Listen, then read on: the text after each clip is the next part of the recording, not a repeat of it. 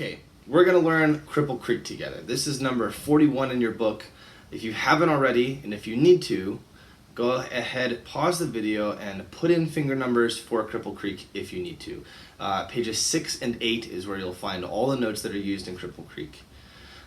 If you have repeated notes like the first two Ds at the very beginning, only put a finger number in for the first note. Leave the other note without a finger number. Also, for open Ds and open As, I encourage you to not put in an open sign.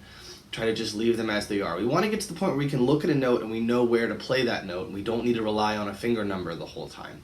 So taking away some of the finger numbers is a really good thing to do to get to that place.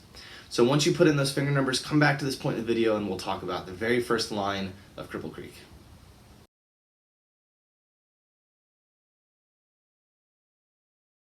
We start on our fourth finger on the D string, and we're going to be pretty close to the frog.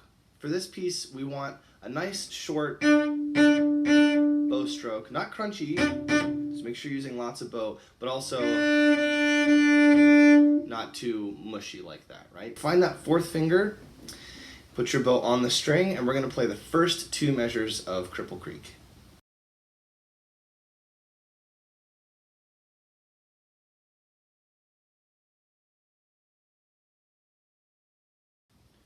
One, two, three, four.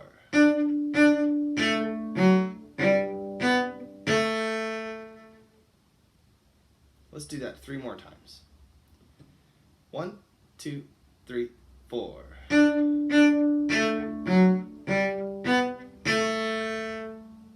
Again. 1, 2, 3, 4.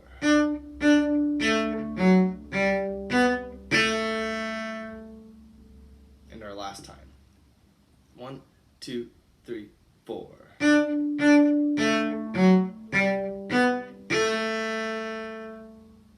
Alright, did you play all 4 of those with me together with the correct notes?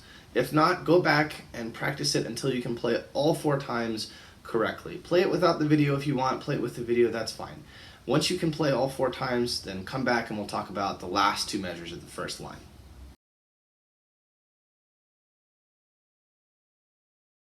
Okay, now that you can play the first 2 measures of the first line, let's look at the next 2. So this is measure 3 and measure 4. Now, if you think about where we end up with our bow coming out of measure 1 and measure 2, we should end up on an up bow starting on measure 3. So if we start in measure 1, I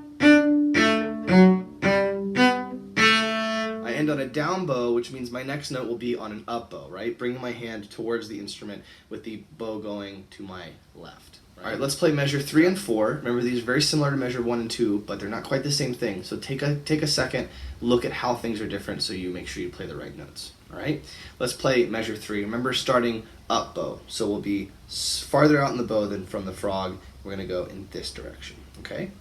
So hand towards the instrument.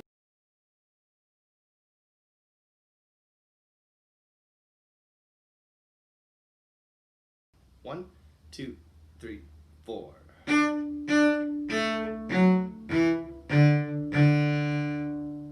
Let's do that again. Bow out.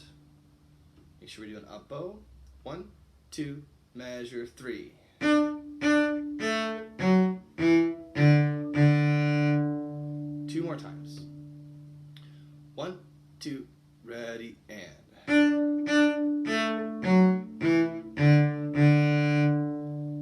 And our last time. 2, 3, and.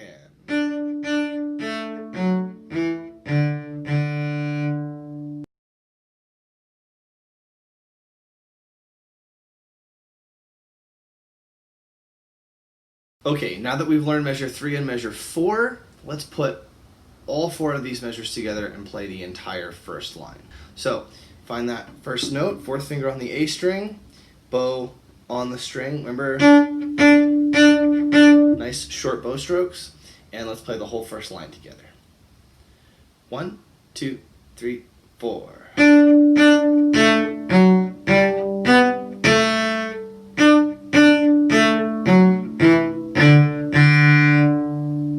Let's do that one more time. 1, 2, 3, 4.